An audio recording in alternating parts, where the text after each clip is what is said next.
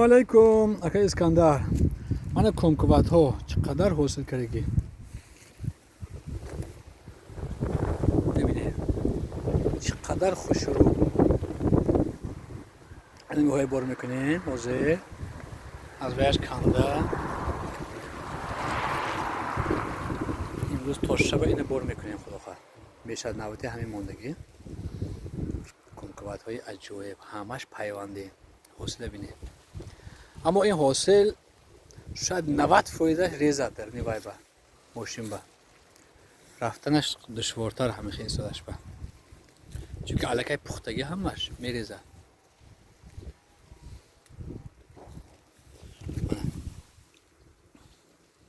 جای پیوندش